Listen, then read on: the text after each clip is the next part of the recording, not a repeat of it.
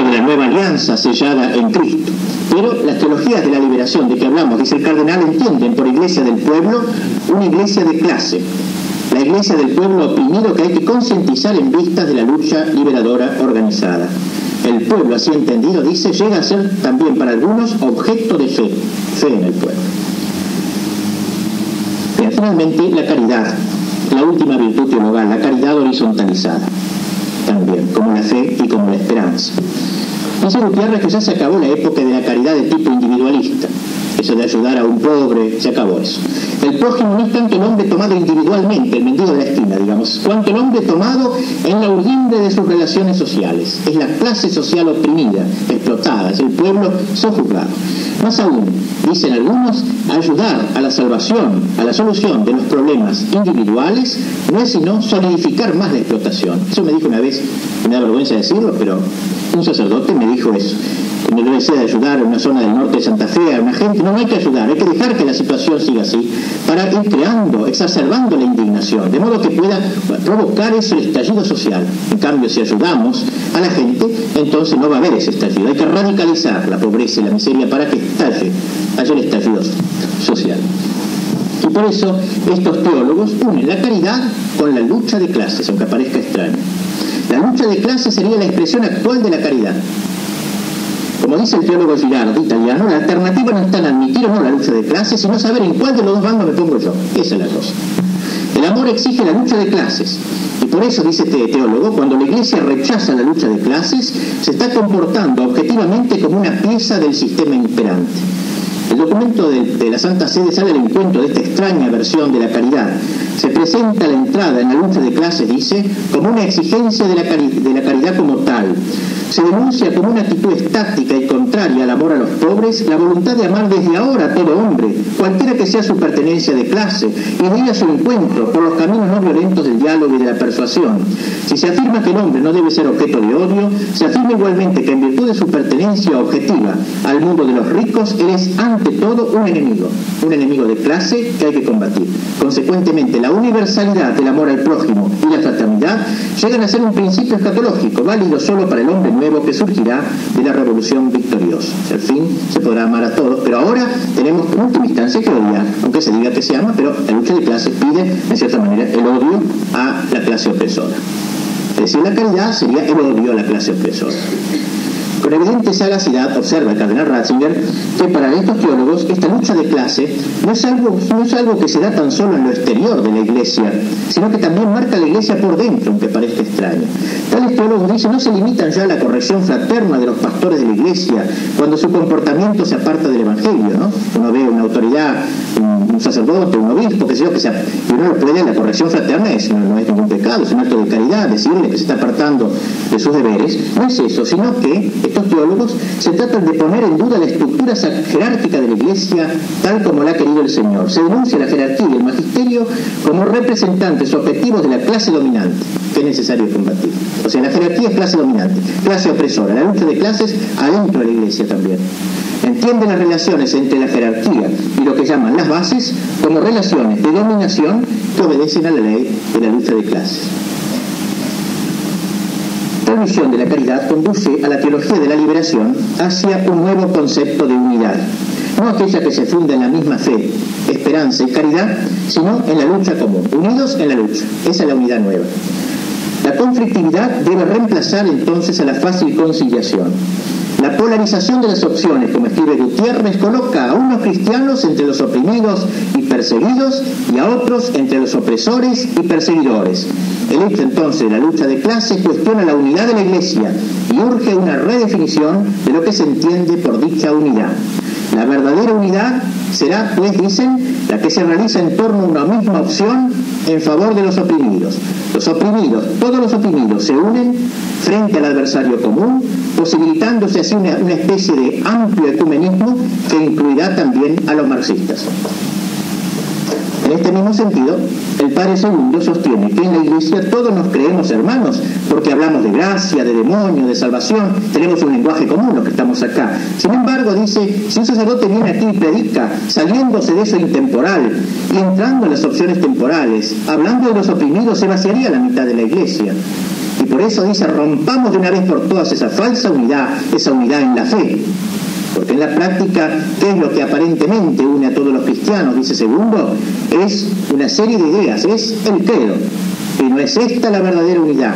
La unidad debe ser para la liberación, y el credo no libera a nadie.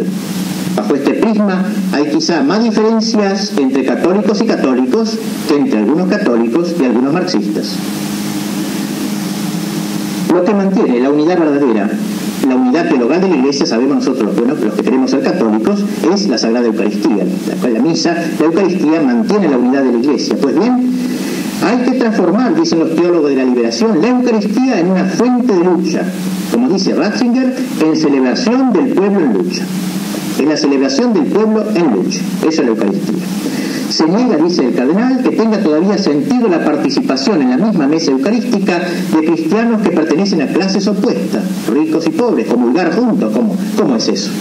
Ratzinger dice, la Eucaristía ya no es completita su verdad de presencia sacramental, del sacrificio reconciliador y como el don del cuerpo y de la sangre de Cristo, sino que se convierte en celebración del pueblo que lucha. En consecuencia, se niega radicalmente la unidad de la Iglesia. La unidad, la reconciliación, la comunión en el amor ya no se conciben como don que recibimos de Cristo. La clase histórica de los pobres es la que construye la unidad a través de su lucha. La lucha de clases es el camino para esta unidad. La Eucaristía llega a ser así, Eucaristía de clase. El Padre Segundo, este otro autor, propone algunas maneras de traducir en compromisos históricos las palabras que rodean los sacramentos. Fíjense ustedes qué curioso lo que va a decir.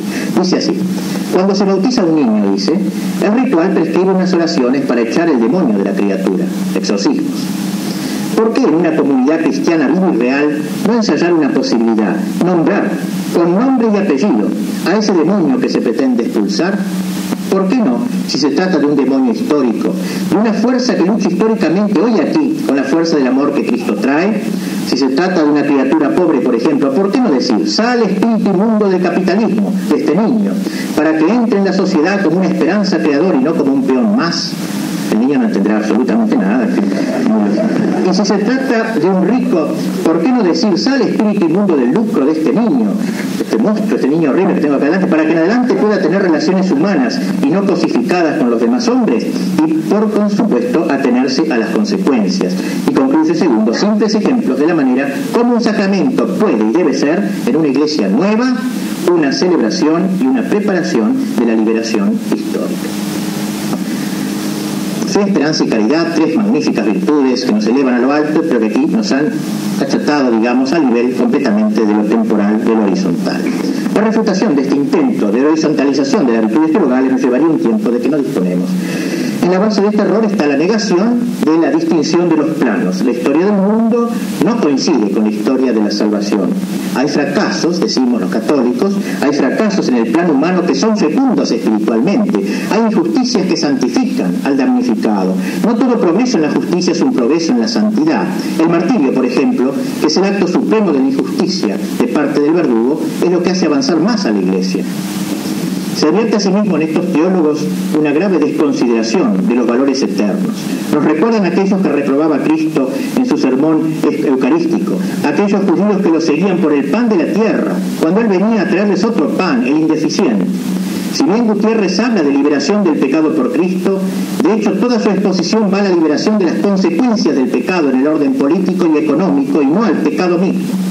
El aspecto vertical del pecado, ofensa a Dios, queda del todo postergado.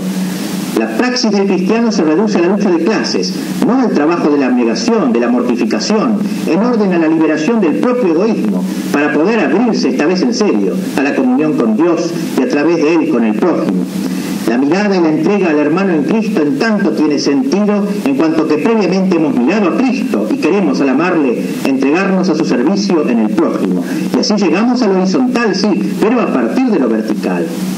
De no ser así, estaríamos rebajando el cristianismo, rechazando el mandamiento de Cristo, amados los unos a los otros como yo os he amado, y la Iglesia no tendría nada específico que ofrecer al mundo fuera de lo que ofrecen los llamados humanismos.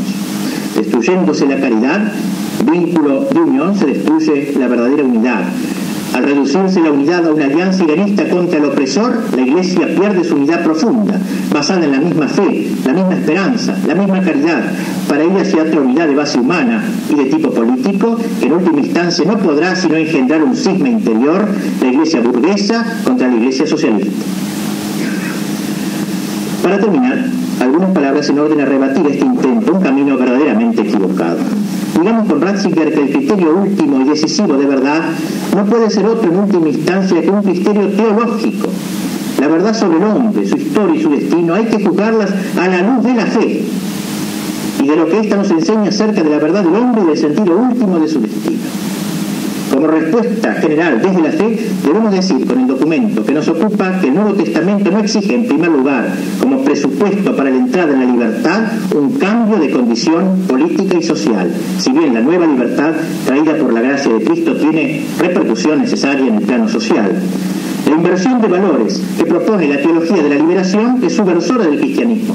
Lo dice Ratzinger sin atenuantes. Este sistema como tal es una perversión del mensaje cristiano, tal como Dios lo ha confiado a su Iglesia. Pero no solo traiciona el contenido del Evangelio, traiciona igualmente a los mismos pobres, a los mismos oprimidos, a quienes dice querer salvar y rescatar. Como bien dice Ratzinger, las graves desviaciones ideológicas que se señalan conducen inevitablemente a traicionar la causa de los pobres. No basta con invertir por la violencia revolucionaria las estructuras generadoras de injusticia para que ipso facto comience un régimen justo. El marxismo, cuya opción se hace, al menos en su metodología, por parte de estos teólogos, es mucho más esclavizador que el Estado actual.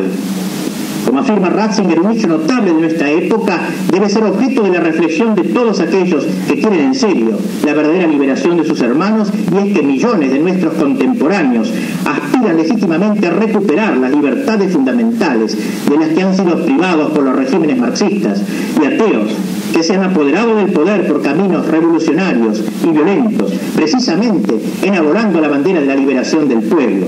No se puede ignorar, dice el cardenal, esta vergüenza de nuestro tiempo. Pretendiendo aportar la libertad y cacareando la libertad en todo el mundo, se mantienen naciones enteras en condiciones de esclavitud indignas del hombre. Quienes se vuelven cómplices de semejantes esclavitudes, tal vez inconscientemente, traicionan a los pobres que intentan servir. Traicionan a los pobres. Traicionan al Evangelio, al que tergiversan, y traicionan a los pobres, a quienes se entregan a la ruina. Yo me acuerdo, que lo digo ahora entre paréntesis, la impresión que me causaba cuando me enteré de unos laicos comprometidos con unos sacerdotes, como decían, que les mostraban a unos criollos de unos ranchos de La Rioja, perdidos ahí en La Rioja, diapositivas de los departamentos de Buenos Aires y del lujo de Buenos Aires, como para hacerlos rabiar, digamos, ¿no es cierto? ¿Qué se ganaba con eso? Meter en esos hombres que hasta ese momento a lo mejor habían sido felices en su sencillez, meter la envidia, que es la dinámica histórica marxista, la envidia, el odio, aquel que tiene tanto y yo no tengo nada. ¿Y qué consiguieron con ese odio? Destruirse a sí mismos, porque no tuvieron una casa más linda al día siguiente. Iban a morir probablemente con esa vaquita y ese chivito que tenían, pero con el odio adentro, con la envidia adentro, destruidos como hombres totalmente. ¿Qué se ha ganado? Se los ha liberado, se los ha atado más, se los ha esclavizado no solo exteriormente, sino interiormente. Se les ha quitado la vida interior en última instancia. La verdadera liberación, afirma Ratzinger, tiene como pilares indispensables la verdad sobre Cristo, la verdad sobre la Iglesia y la verdad sobre el hombre, que son precisamente los tres puntos que el Papa Juan Pablo II trató en la inauguración de la Conferencia de Puebla, y con lo cual terminaremos la conferencia. La verdad sobre Cristo ante todo, verdadero Dios y verdadero hombre. El Papa dice en ese discurso que la Iglesia debe confesar a este Cristo único, verdadero Dios y verdadero hombre ante la historia. Esta es la buena nueva, la única, no la marxista, agrega el Papa. Fustiga enseguida el Papa esas relecturas del Evangelio que hemos aludido, donde se silencia la divinidad de Cristo. Se pretende, dice el Papa, mostrar a Jesús como comprometido políticamente, como un luchador contra la dominación romana y los poderes, e incluso complicado en la lucha de clases. Esta concepción de Cristo como político, revolucionario, como el subversivo de Nazaret, no se compagina con la catequesis de la Iglesia. Y por eso no son fidedignas aquellas relecturas de la Sagrada Escritura que pretenden ponerla al servicio del proceso histórico y a Cristo al servicio de la lucha de clases. No es esta la fe que ha informado la historia de Hispanoamérica, la fe que ha plasmado lo mejor de los valores de nuestro pueblo. Solo con la fe en Cristo, que no olvide ni mutile la integridad de su misterio, la Iglesia será capaz de penetrar con el Evangelio la cultura, transformar los corazones, humanizar sistemas y estructuras. En segundo lugar, la verdad sobre la Iglesia, misterio divino humano. En las afirmaciones de los teólogos de la liberación hemos advertido cierta depreciación de la Iglesia en pro de las corrientes presuntamente liberadoras, aunque éstas fueran extraeclesiales o incluso antieclesiales. En todo caso, la Iglesia no sería sino una fuerza de choque, un complemento al intento liberador. El Papa advierte contra tal reducción. No hay garantía de una acción evangelizadora auténtica sin una eclesiología bien fundada. Eso no implica, sin embargo, que la Iglesia solo deba interesarse en las cosas que se refieren al campo estrictamente religioso. Ha de hacerse presente en las cosas que hacen al ámbito temporal, pero deberá hacerlo en la línea de su misión, que aún siendo de carácter religioso y no social o político, no puede menos de atender al hombre en la integridad de su ser. Finalmente, la verdad sobre el hombre. La obra de Cristo y la acción de la Iglesia se dirigen al hombre, no naturalmente para quedarse en él, sino para conducirlo a Dios. Sin embargo, el Santo Padre advierte que así como hay una distorsión en el modo de entender a Cristo y a su Iglesia, así la hay también con respecto al hombre. Papa dice esta magnífica frase en Puebla: quizás una de las más vistosas debilidades de la civilización actual está en una inadecuada visión del hombre. La nuestra es sin duda la época en que más se ha escrito, en que más se ha hablado sobre el hombre, la época de los humanismos y del antropocentrismo. Sin embargo, paradójicamente es también la época de las más hondas angustias del hombre respecto de su identidad y de su destino, del rebajamiento del hombre a niveles antes insospechados, época de valores humanos conculcados como jamás lo fueron antes. Cabría acá un análisis del proceso decadente que se desencadena al término de la Edad Media, contra lo que piensa Gutiérrez, y que va superficializando más y más al hombre, separándolo paso a paso de la Iglesia, de Cristo, de Dios mismo, y edificando una civilización no ya teocéntrica, sino antropocéntrica. Hoy como nunca se ha exaltado el hombre, y hoy como nunca el hombre se siente desamparado. ¿Cómo se explica esta paradoja?, se pregunta el Papa. Podemos decir que es la paradoja inexorable del humanismo ateo. Es el drama del hombre amputado de una dimensión esencial de su ser, el absoluto, y puesto así frente a la peor reducción del mismo ser. Nos advertimos en los teólogos de la liberación una antropología seria y realista, denunciadora de los falsos humanismos, especialmente el liberal y el marxista.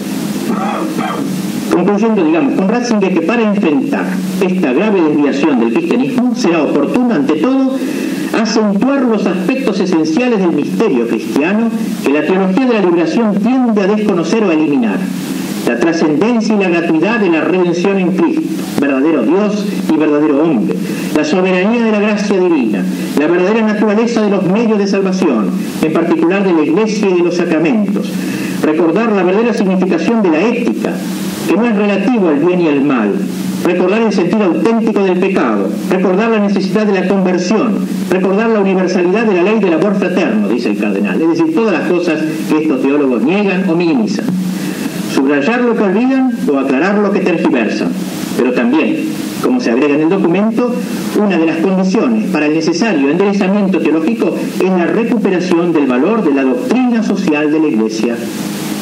El Papa en su discurso inaugural de Puebla se había referido también a ella. Las condenaciones de la teología de la liberación en modo alguno significan que se desaliente a los católicos para una acción efectiva en el orden temporal. A este respecto yo quiero señalar un nuevo peligro que se advierte en algunos sectores de la Iglesia, que por reacción contra los tercermundismos temporalistas insisten de tal forma en el carácter religioso de la Iglesia que acaban por coincidir con la actitud liberal según la cual la Iglesia debería recluirse en las sacristías. Tal postura implica un angelismo del todo contrario a la enseñanza secular de la Iglesia, así como un desconocimiento de sus mejores realizaciones, especialmente en la época de la cristiandad, cuando el espíritu católico impregnaba las instituciones y el inmenso ámbito de la cultura en todas sus expresiones. Pero lo que el Papa quiere es que esa preocupación por lo temporal no se convierta en temporalismo. De la verdad sobre Cristo, sobre la Iglesia y sobre el hombre brotará la verdad sobre el orden temporal. Por eso, como dice el Papa, no solo hay que preocuparse de la unidad en la caridad, sino también de la unidad en la verdad. Puesta así en su lugar la relación teoría-praxis, el Santo Padre alienta los compromisos temporales que deriven de una recta concepción cristiana de la liberación.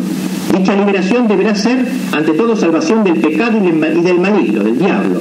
Liberación que dentro de la misión propia de la Iglesia no se reduzca a la simple y estrecha dimensión económica, política, social o cultural. De ahí que se requiera más que nunca subrayar la originalidad de la revolución, de la liberación cristiana, la originalidad, evitando falsos reduccionismos, énfasis indebidos o ambigüedades deleterias. Se impone un discernimiento. A este respecto, el Papa tiene estas palabras magistrales: hay muchos signos que ayudan a discernir cuándo se trata de una liberación cristiana y cuándo en cambio se nutre más bien de ideologías que le sustraen la coherencia con una visión evangélica del hombre, de las cosas, de los acontecimientos. Son signos que derivan ya de los contenidos que anuncian, ya de las actitudes concretas que asumen los evangelizadores. Es preciso observar en el nivel de los contenidos cuál es la fidelidad a la palabra de Dios, a la tradición viva de la Iglesia, a su magisterio. Y en cuanto a las actitudes, hay que ponderar cuál es la forma de volcar con amor su solicitud hacia los pobres, los enfermos, los desposeídos. No nos engañemos. Los fieles, humildes y sencillos, dice el Papa, como por instinto evangélico, captan espontáneamente cuando se sirve en la Iglesia el Evangelio y cuando se lo vacía y asfixia con otros intereses. En una palabra, vayamos a la liberación auténtica, a la de Cristo. La verdad os hará libre. La verdad, no la mentira. La verdad os hará libre, se nos dice en la Sagrada Escritura. Vayamos a la realeza social de Jesucristo. Abramos al Redentor, como exhortó el Papa, los estados, la cultura, la política, la economía. Trabajo impresionante, sin duda, pero hermoso. Poner todo bajo Cristo Rey. Que la cultura sea reflejo de su sabiduría. Que el arte se espeje en su belleza. Que la música exprese su armonía. Que la jurisprudencia simbolice su justicia, que la política refleje su gobierno, que la educación refracte su pedagogía divina. Hacer de este mundo una manifestación de Cristo, de la riqueza polifacética de Cristo. He ahí nuestra tarea liberadora. No será Marx quien salva el mundo. Solo Cristo tiene la clave de la salvación y la Iglesia por él fundada y su doctrina milenaria.